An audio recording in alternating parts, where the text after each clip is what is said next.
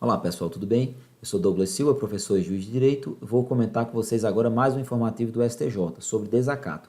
Ao final, trago 7 importantes questões que vocês não podem perder, são questões bastante cobradas em provas. Acompanhem comigo aqui na tela. Pessoal, transformei o julgado na seguinte pergunta para facilitar a memorização. Para o STJ, desacatar funcionário público no exercício da função ou em razão dela ainda é crime no Brasil, gente? E aí? O que é que o STJ acha disso? Desacatar funcionário público é crime? Exemplo, ó, chamar um policial de palhaço, vagabundo, no momento que ele está efetuando a prisão, ali com a intenção de menosprezar a função do policial. Há desacato ou não, né? O que é que o STJ, qual é o entendimento atual da jurisprudência do STJ a respeito disso? Antes de responder essa questão, vamos ver o porquê que essa questão chegou à apreciação do Tribunal da Cidadania, né? E também, gente, peço a vocês que deem o seu like, se inscrevam no canal para eu saber que vocês querem mais vídeos como esse aqui, certo? E me seguem nas redes sociais. Mas vamos lá. Pessoal, a importância desse julgado é justamente por conta da mudança de entendimento. Sempre que há uma mudança de entendimento, cai em prova. E você deve ficar atento a isso aqui, certo? O que é que aconteceu? A Comissão Interamericana de Direitos Humanos, ela vem decidindo que criminalizar o desacato contraria o artigo 13 do Pacto de São José da Costa Rica. Esse artigo 13 do pacto é o que trata da liberdade de expressão. Então, em outras palavras, a Corte Interamericana diz que você está criminalizando desacato, então você está violando o direito de liberdade de expressão do ser humano, né? Da pessoa, né? E o que é que aconteceu? O STJ, em dezembro de 2016, né? Aqui, ó, deixa eu marcar novamente, dezembro de 2016, havia feito uma decisão dizendo que desacato não era mais crime, né? Foi um julgado da quinta turma, né? Aqui, em dezembro de 2016, 15 de dezembro de 2016. Então, por esse julgado aqui, né, que não é tão antigo assim, né? Faz basicamente 11 meses que ocorreu, se divulgou muito na imprensa que agora poderia desacatar o funcionário público, que estava, né? Aí divulgou bastante assim, nas redes sociais circulou bastante isso aqui. Mas agora veio uma nova decisão, né? Então, o que é que decidiu o STJ então aqui? Como é que ficou a resposta a essa afirmação aqui, a essa pergunta que eu acabei de fazer? Ó. O caso foi submetido à terceira sessão. O que é isso aqui, gente? A terceira sessão. É o seguinte, o STJ tem 6 turmas, 2 tratam de direito criminal, a quinta e a sexta turma. E a sessão é composta pelas 2 turmas. Então, quando um caso é meio polêmico, pode-se afetar o julgamento a sessão, principalmente quando há julgados de turma divergente, às vezes a quinta turma diz que é A outra diz que é B. Então, se afeta a sessão porque junta as 2 turmas e faz um julgado só e, em tese, pacifica a matéria. Então, o julgado da terceira sessão, ou seja, pacificando a matéria, alterou o entendimento da quinta turma, que eu já citei ali o julgado anterior, de dezembro de 2016, e disse que não há incompatibilidade do crime de desacato com as normas internacionais previstas na Convenção Americana de Direitos Humanos, né? Esse foi o julgado. Portanto, essa afirmação aqui, que eu acabei de fazer, essa pergunta, na verdade, né?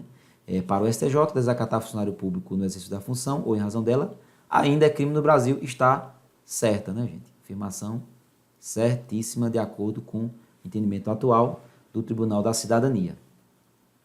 E agora vamos ver por que o STJ decidiu desta maneira, né? Vejam só, vocês devem ficar muito atentos, principalmente em provas discursivas, de saber qual é a controvérsia, quais as teses favoráveis e contrárias a esta ou aquela decisão, e qual, claro, como eu já afirmei, a decisão da Corte. A decisão foi essa daí que eu disse, desacato continua sendo crime. Mas qual era a corrente contrária? Também acabei explicando já que era justamente porque violaria o artigo 13. Os argumentos são aqueles e os argumentos favoráveis quais são? Vocês devem sempre saber isso para uma prova discursiva. Para uma prova objetiva também é importante no caso de concursos mais exigentes, como o da magistratura. Às vezes o examinador não se limita a trazer só aquela informação. Dizer que para o STJ desacato é crime.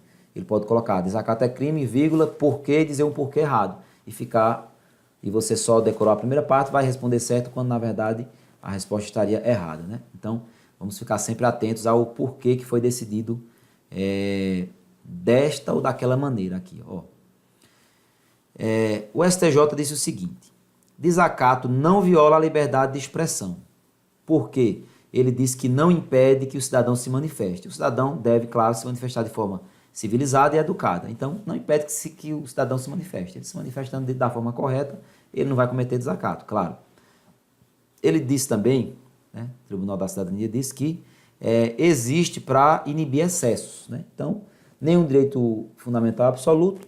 Se a pessoa age e exerce esse direito com excesso, ele acaba cometendo algum outro, violando outro direito de outra pessoa, né? Que é o direito também de direito à moral, à honra. Então, serve para inibir excesso.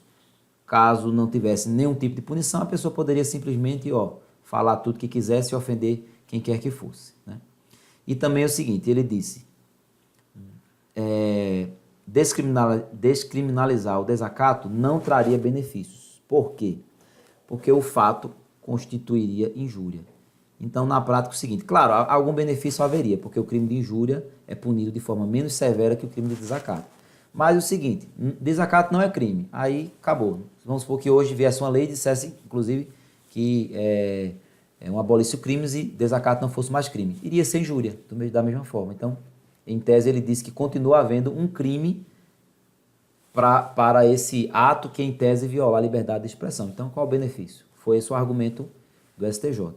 E também diz que a Corte Interamericana dos Direitos Humanos, ela também permite que se punam excessos no exercício da liberdade de expressão. Então, esses quatro argumentos foram basicamente os argumentos principais utilizados pelo STJ para alterar o entendimento da quinta turma e dizer que desacato continua a ser crime. Ok? Agora, como é muito importante também, já que estamos falando de desacato, eu vou trazer aqui algumas questões que são cobradas em provas, algumas que eu entendi que são muito importantes aqui, que vocês devem memorizar e devem saber, pela questão da sua importância, né? Vamos lá, ó. A primeira coisa aqui que a gente tem que ver sobre o desacato, né? Vamos olhar aqui logo aqui o artigo. O artigo 331 tipifica o desacato. Desacatar é menosprezar a função, né? Desacatar funcionário público, que pode ser no exercício da função ou pode ser em razão da função, né? A pena é detenção 6 meses a 2 anos, né? E como eu já afirmei, desacatar nada mais é que achincalhar, menosprezar, humilhar, desprestigiar o servidor, né? No exercício da função ou em razão dela. Gente, e as 7 assertivas que eu trouxe aqui para vocês, que eu julgo muito importantes, que vocês devem saber, são essas aqui. Vamos ver, ó. É pressuposto do desacato, seja a ofensa proferida na presença do funcionário público ou não. Tem que ser na presença e se for na ausência, né? A resposta aqui, gente, é sim, ó. Tem que ser na presença do funcionário público, certo? Coloquei um asteriscozinho aqui, que é só uma observação aqui que a gente vai fazer, ó. O que significa presença é estar cara a cara, frente a frente. Por exemplo, está na delegacia, o policial está na sala do delegado sendo ouvido, o preso está na outra sala. Aí o preso começa a xingar o policial, querendo menosprezar a função dele. Ele ouve. Ele não está frente a frente, mas ele está, em tese, no mesmo ambiente ali, só separado por paredes. Isso aí seria presença ou não? É o desacato ou não? A resposta aqui é sim, ó. Ofendido deve estar no local do ultraje. Ou ele pode estar vendo, né? Pode não estar falando diretamente, mas pode estar falando com o terceiro, ele está vendo e viu. Ele pode estar ouvindo, ele não viu lá a conversa de A com B, desacatando o policial, mas ele estava na outra sala e acabou ouvindo. Ou de alguma forma tomando conhecimento, desde que ele esteja no ambiente, né? Na presença significa isso, né? Então, ficar só atento. Se falar só na presença, vocês colocam que a afirmativa está certa, verdadeiro. Se colocar na presença, ou seja, deve estar frente a frente, aí já estaria errado, porque na presença significa tudo isso aqui que eu falei agora. E se for na ausência, vai acontecer o quê? Não vai ser crime, desacato, não vai ser crime nenhum? Ou se na ausência seria injúria com causa de aumento de pena?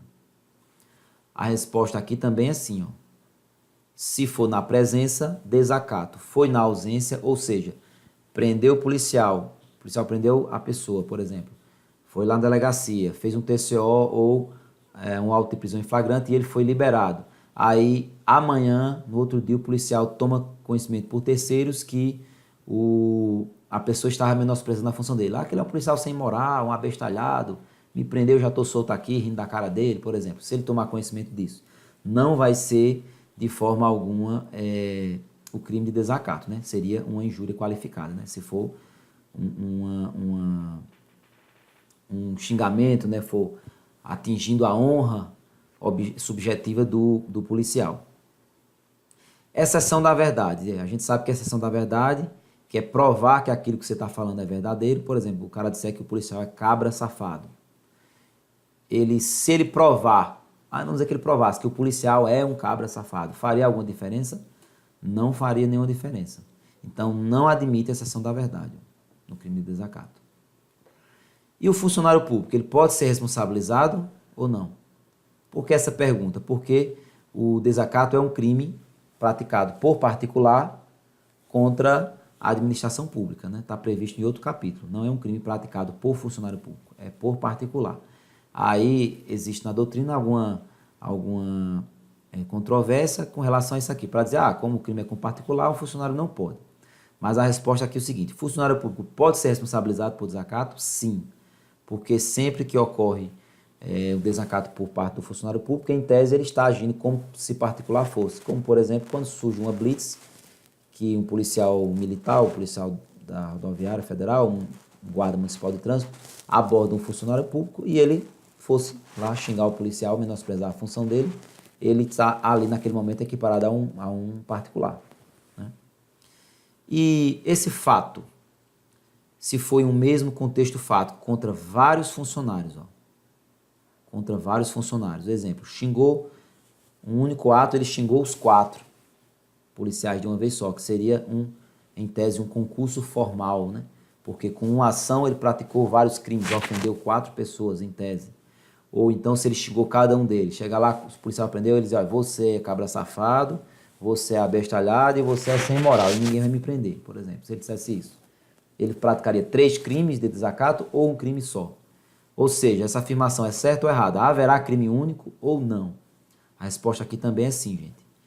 Se praticado em um mesmo contexto fático, como esse exemplo que eu acabei de dar, contra vários funcionários públicos, haverá crime único e não crime contra 3 ou 4 pessoas, ou nem concurso formal ou concurso material.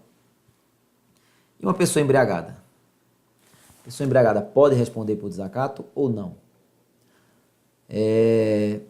A doutrina aqui argumenta nesse sentido o seguinte, que uma pessoa embriagada ela não estaria em condições normais, então ela não estaria com livre consciência e vontade para saber o que ela está fazendo. Então os xingamentos, as coisas que elas fazem, a gente sabe que bêbado faz muita coisa errada, sai xingando todo mundo, um monte de coisa errada, a gente até tira por menos, faz de conta que não viu, né? Sempre dizem, conversa de bêbado não se observa. Então, uma pessoa embriagada, ela cometeria ou não?